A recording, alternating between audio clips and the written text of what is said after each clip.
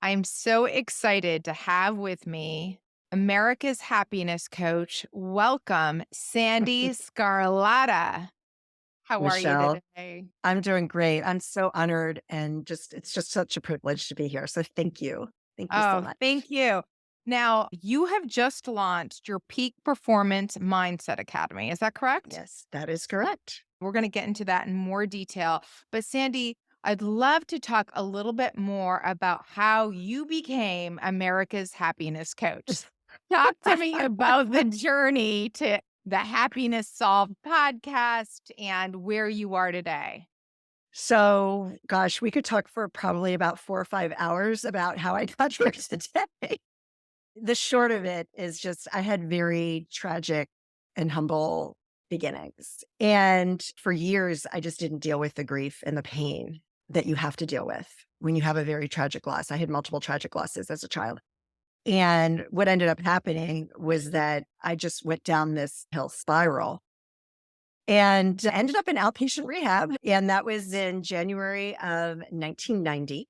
So I've been on this journey for 33 years and I was abusing cocaine. And it was just, I remember trying to get to sleep at 5 a.m. and my heart racing and just wishing that I would not wake up. I never was suicidal in the sense that I would attempt it. I never harmed myself in that way other than the drug abuse. So I cleaned up my act and I've just been this self-help junkie. If I was on a friend of mine's podcast, he goes, "So you went from being a drug junkie to a self-help junkie." I'm like, "Yeah, pretty much." I was listening to one of your earlier podcasts where you talk about losing your brother when you were not even a teenager yet. You were an Yeah. adolescent. And I know that Yeah. must have had such a profound impact on you. Why don't you tell us a little bit about what transpired? Because that was a defining moment for you for sure.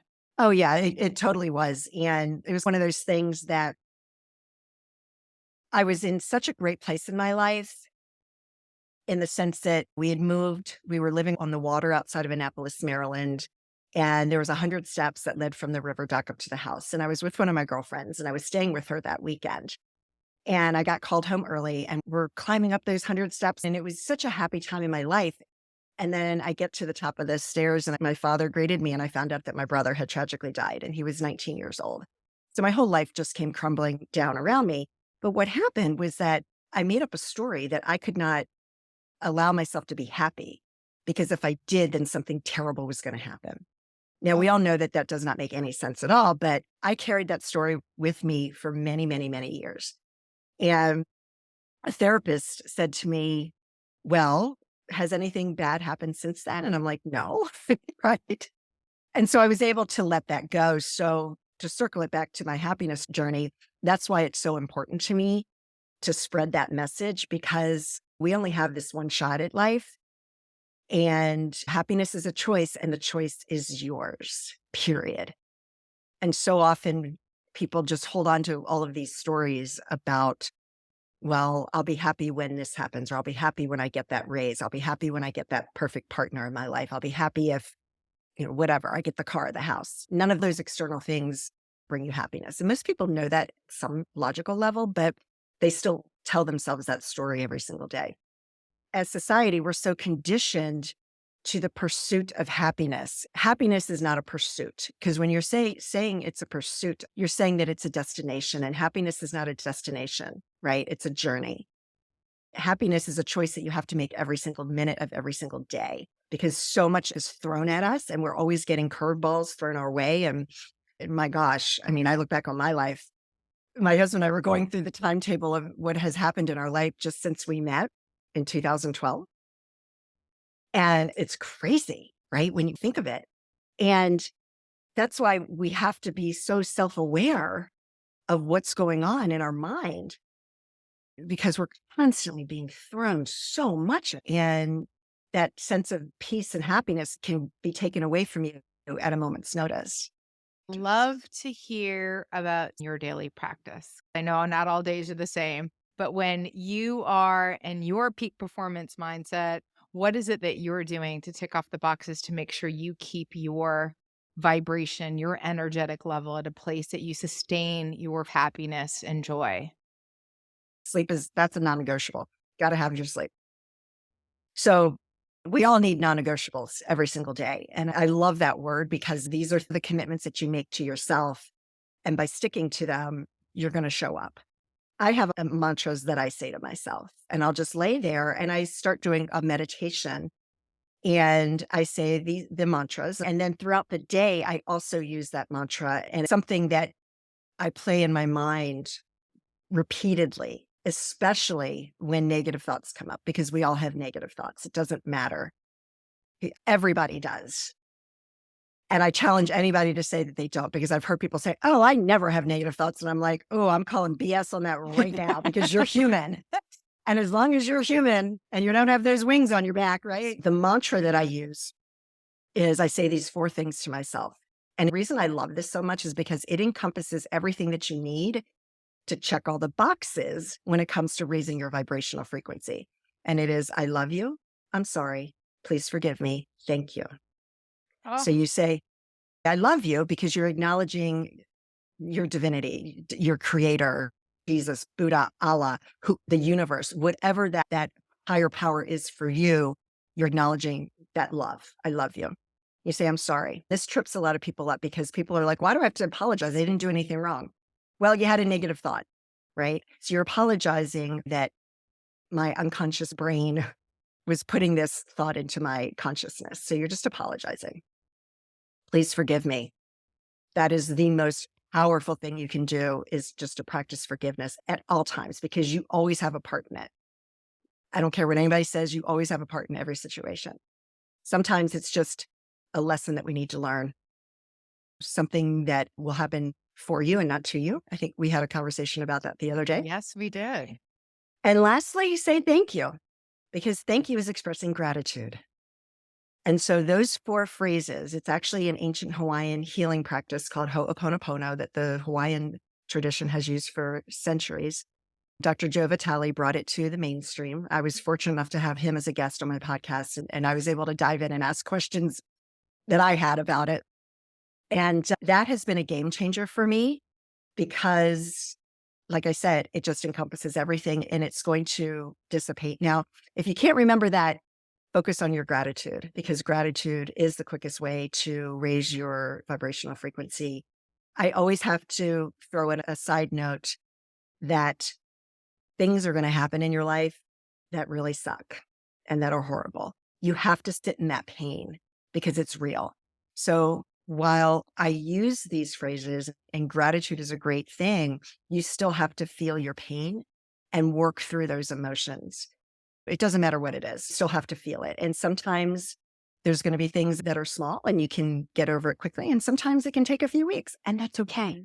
But you have to process it, because what I did by not dealing with all the pain and the grief and all the tragedies that I had in my childhood, I didn't deal with any of that stuff. I just shoved it down. I was always told to smile and everything will be okay. Mm, And while that works temporarily in a pinch, you still have to deal with it. So absolutely. I love the simplicity of that mantra. And quite frankly, I got goosebumps. So I'm going to repeat it again because I think it's so beautiful. I love you.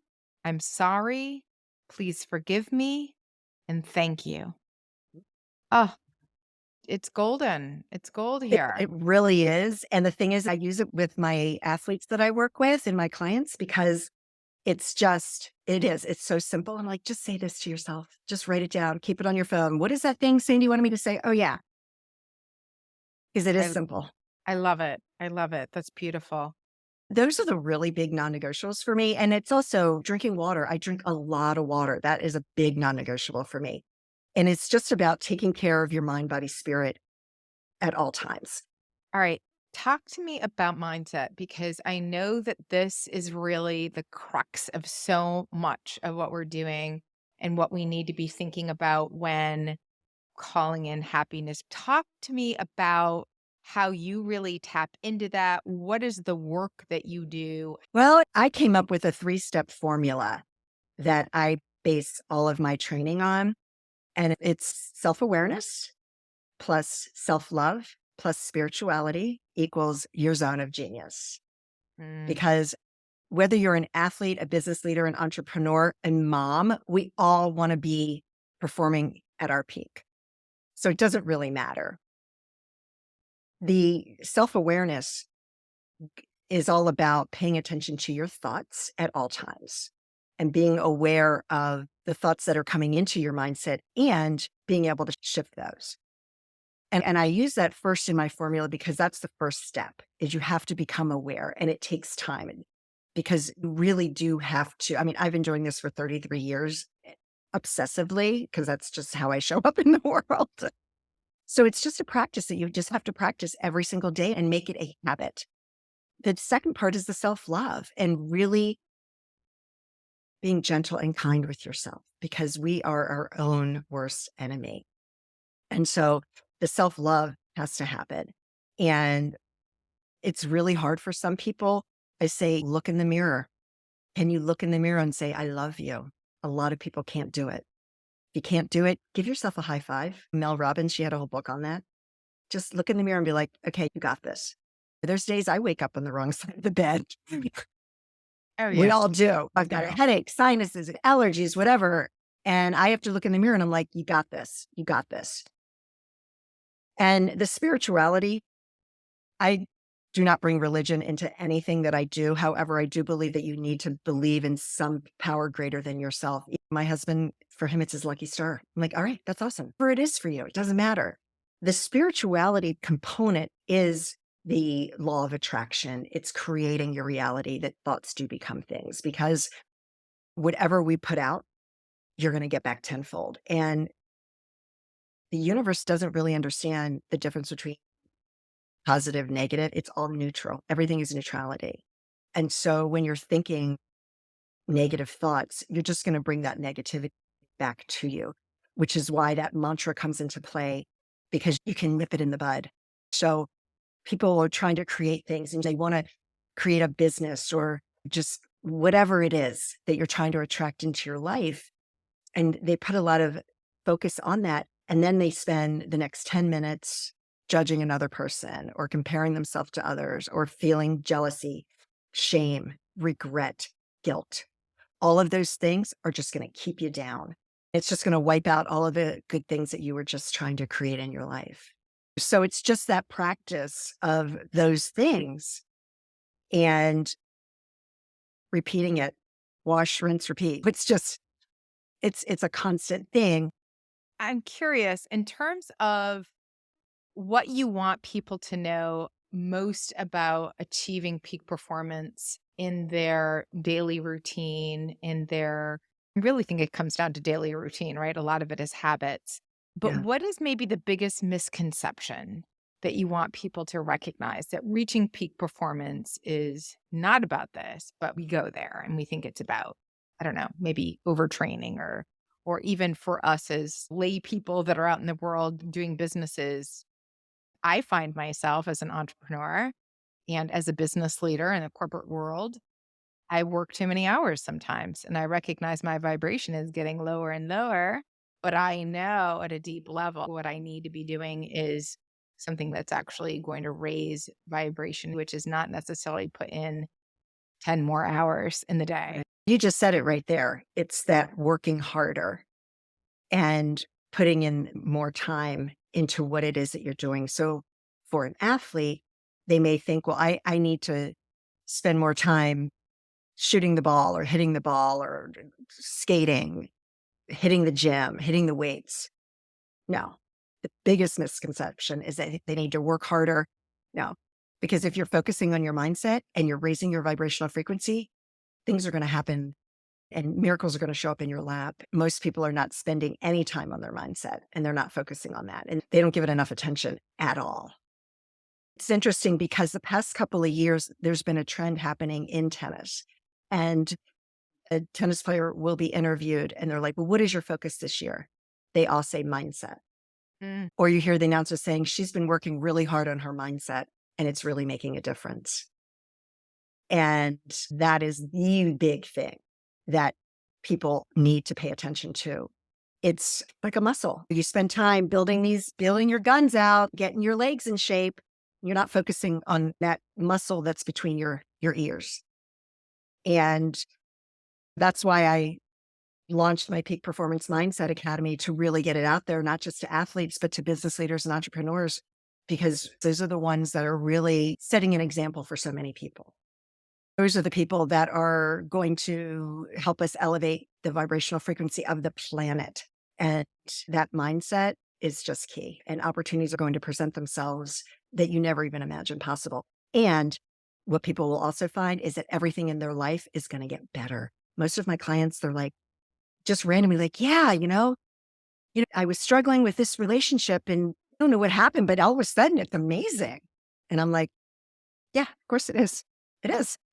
It's interesting because I think for a really long time, certainly for me as a younger person, I would even say until well into my career in the corporate world, I really did equate more time and more effort as what was necessary for success. And because I was rewarded, I bought into it hook, line, sinker until I kind of got to a place where I stalled and I couldn't figure out why grinding a bit more wasn't getting me any further.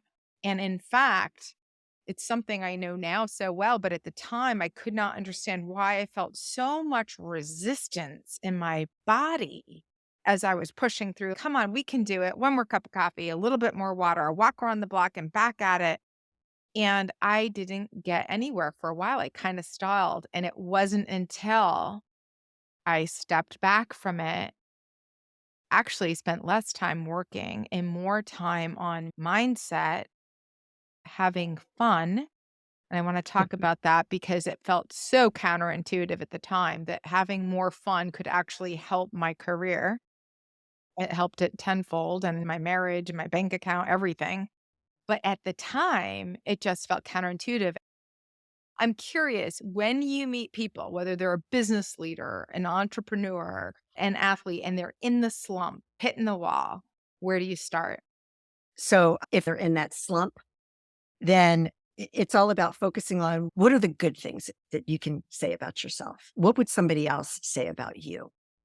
It's really just about having people recognize who they are as a person and understand their value and what they bring to the world and get them to start focusing on that. I use a lot of tools. I have exercises that I'll have people do. Well, let's think about what is your best day like and write that out in detail or your best week. Many times with athletes, because every days can be different. It's okay. What does your best week look like? What does that week look like Mhm. to you? And really focus on that because then it starts to be like, oh, wow. So it's about getting people to shift their perspective, is really what it comes down to, is getting them to shift their perspective because you have a choice again. And if you're choosing to sit in that negativity, you can also choose to snap out of it. And it doesn't happen always immediately. I've had clients where I've had to work with them for months because they were in such a low place and they're suddenly smiling after they've been working with me. And that's really cool. So it takes time. And again, being gentle with yourself and giving yourself grace and knowing that this will pass. Let's It talk always about does. energy. I Mhm. know that that's something that you think about a lot. We talk about frequency and the importance of keeping your vibration high. Talk to me about how you look at energy, the energetic field that everybody is operating in, and how to maintain that vibration. Comes to mindset. It all comes back to It all comes mindset. back to mindset. So David Hawkins wrote a book, Power versus Force, and he has a chart that he created, and it's a map of consciousness. And what it does is it rates different feelings and emotions starting from 0 all the way up to 1,000. And so the lower half of the chart, which is under 200, is all shame, guilt, regret, jealousy. There's, Sure. you know, Fear is uh, going to be on there. fear. Yeah. There's all of those. And so when you get to the middle part, that it starts at like proud, and then it moves up to gratitude, peace, love, joy, all of those positive emotions. At the very top is love and gratitude. And they came up with this to demonstrate and have a visual of when you're feeling this way, you're vibrating at a frequency that's down here. And all of the major universities, Stanford, Harvard, Yale, they've all done studies on this. So it's scientifically proven that we emit energy and frequencies.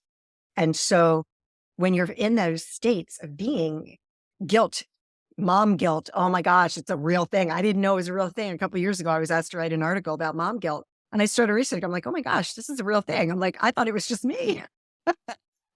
So that guilt, because so often we feel guilty, it's very low frequency. And so when you're in that state, that is when you, okay, I'm feeling guilty. Okay, acknowledge it. Okay, now let's wipe it clean. It's almost like Ho'oponopono is all about cleaning, as if you're spraying the Windex and you're taking a paper towel and you're cleaning the mirror or the window. You're getting rid of all that dirt. It's kind of the same thing. And so whether you say a mantra, whatever you need to do, and it's not just about positive, oh, I'm just going to think positive. You really need to feel positive. You need to feel that feeling, which is why gratitude works so beautifully. Because when you start focusing on everything that you have to be grateful for, everything just dissipates and you start to be more appreciative. And again, it's shifting your perception. It all comes down to that. Instead of this happened to me, this happened for me. There's so many different ways you can look at it.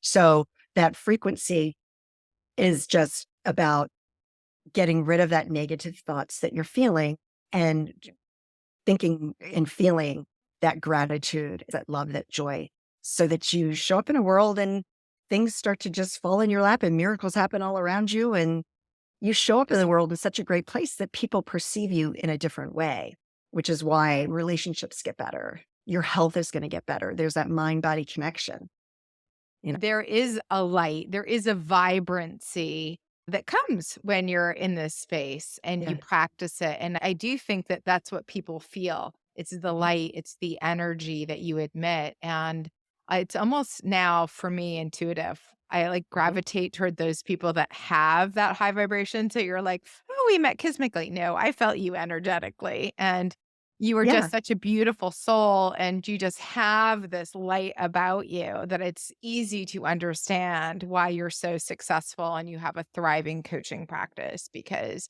people want to be around that. It's like being attracted to the light. Well, thank you. Thank you. I received that. Thank you. So you mentioned Joe Vitale, and I know you interviewed him. I actually got to watch that interview. It was really well done. He has a quote that really impacted me because I'll show you the connection here in a minute. He said, "You are the Michelangelo of your own life.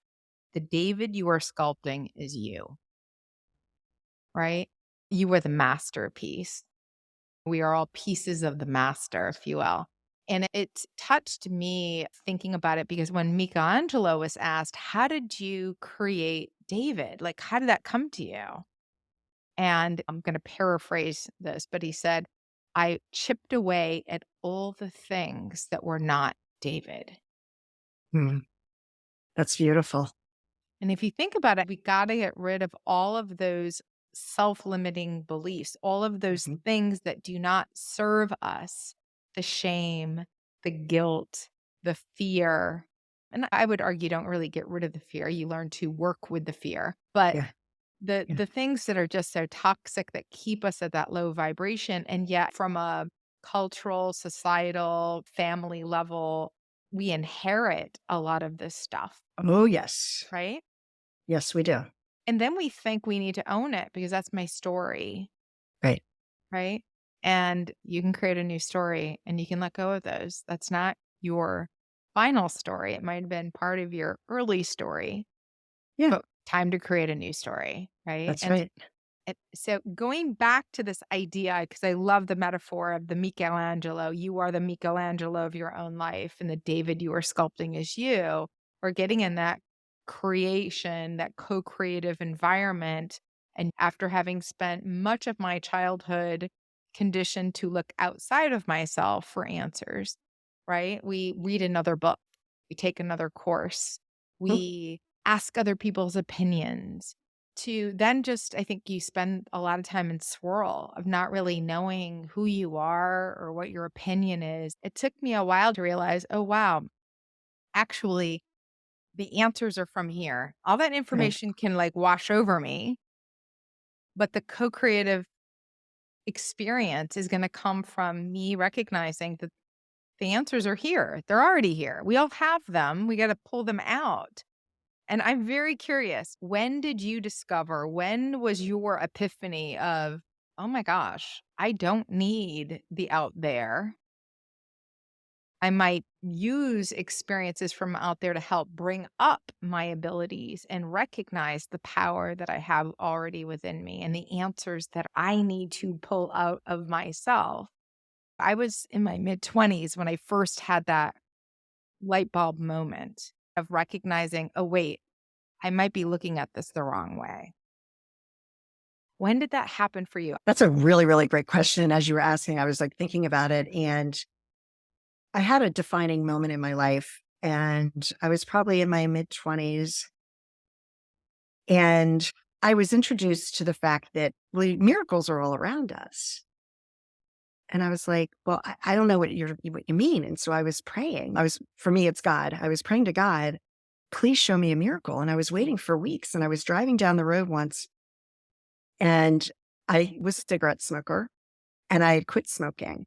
And it is such a powerful drug, nicotine. It is Mm. worse than, they say, worse than heroin or anything else. And I wanted a cigarette so badly.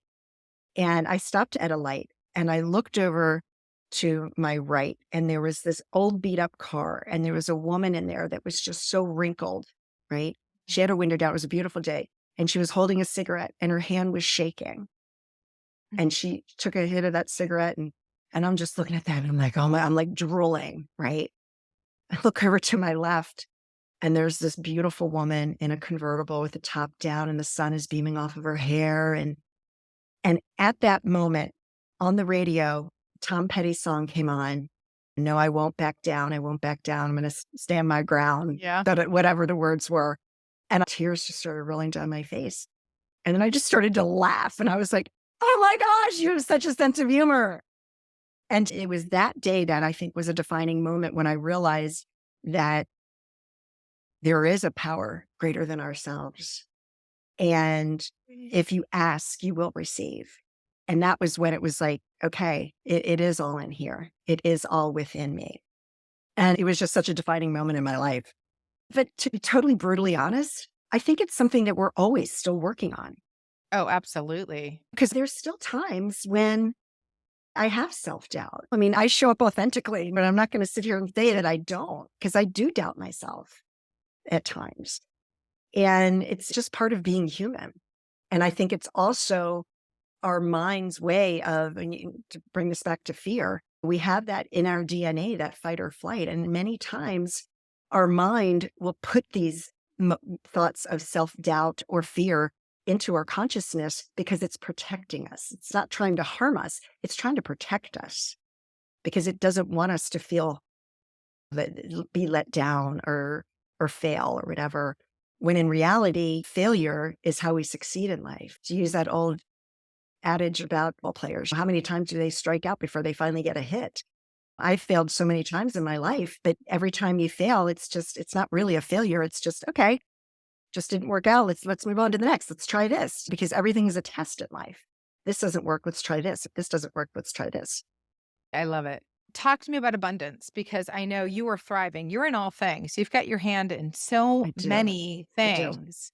It's impressive. I mean, I know that you are running your own business on multiple fronts beyond the coaching business. So, talk to me about abundance. How do you look at it?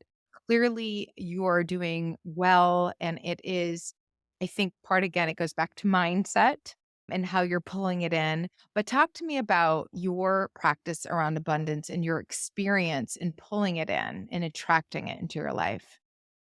Yeah, it's a lot of visualization of what you want and what you want to accomplish. And so, for example, I have set some really big goals for myself with tennis.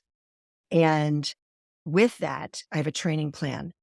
I figured, okay, what's my best week look like when I get training for tennis and also incorporating my business in there as well. And then I reflect back on, is there anything else I can do to improve? Is there anything I need to let go of that isn't serving me? And then I use an exercise that's NLP called well formed outcomes. And I use that because what that does is it gives you a different look on it like, if I don't accomplish this, what would have stopped me from accomplishing it?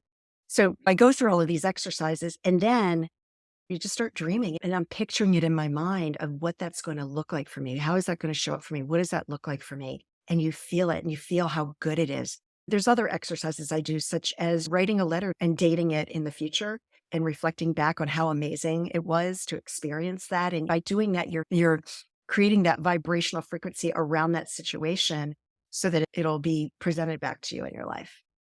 Again, keeping that positive mindset up though. You said something in an interview you did that really struck me as interesting because I hadn't heard it that way. But you said a lot of the activities that you're engaged in right now are for your future self. Yes. I think it's such a beautiful gift to think about it that way. Yeah, I first was introduced to that by Jen Gottlieb, who's just absolutely amazing. And now I take care of my mother, who's 82 years old, and I see her using a walker. And that's what's driving me, because I want to be 82 years old playing tennis. But it's also, when you get to the end of your life and you're at the pearly gates or whatever happens when we cross over, I want to know, did I accomplish everything that I could have accomplished? And was I the person that I was meant to be? And so you really do have to look at everything I'm doing today, whether it's I need to drink more water, whatever, it's all for your future self. And so by focusing on that, it helps me keep moving in the direction that I want to go in. And it's taking care of me so that I can have that longevity that I want and really make a difference in the world if that's what you're out to do. A lot of my girlfriends, they're just happy doing their thing, and that's okay. It's wherever you are. For me, it's just who I am as a person, and I want to make an impact in the world. Because you know what? I've been through hell and back so many times, and I don't want people to have to go through that. Don't wait until you hit rock bottom to make changes in your life. You don't have to do that. Now's the time to make those changes. Now's the time to make an impact on your life, and maybe you'll have an impact on other people as well. And it's never too late. I think that that's the key. I love this thought that you're leaving us with, this idea of not leaving anything on the table. Because I do think one of the biggest regrets that's noted of people that are in the process of dying close to death is that they did not live their life according to their values or according to what they thought they could have done. And they're left with regret. And I think That's that right. that's probably, for me, one of the biggest motivators. I can play steady Eddie or I can push the boundaries and try new things and make sure that I am not leaving anything on the table because I don't want to have regret in my life. And That's it's right. a really great message to leave our audience with. Think about what it is that you want and make sure you do not get to the end of time, however many days, months, years you got left, and feel that you were not in pursuit or achieving those things that you had in your heart to do. That's right. Absolutely. Very well said. So, with that, I'm going to thank you, Sandy, so much for coming on today. Gosh, thank you. It's been a It was an beautiful honor. conversation. I know we could talk for hours more, so I'm going to ask you to come back soon. Please, I would love that. And we're going to get together because we live close by. We So are. we're going to do that for Absolutely. sure. Thank you so much, Michelle. Thank you. Thank you for watching this video. If you enjoyed it, please comment, like, and subscribe to this channel to continue to receive content that inspires. Let us know what resonates and what you'd like to hear more about. You are here for a purpose. It's time for you to step into that purpose, become the most authentic version of you, and start living, truly living your extraordinary life. It's never too late. And in fact, we're just getting started.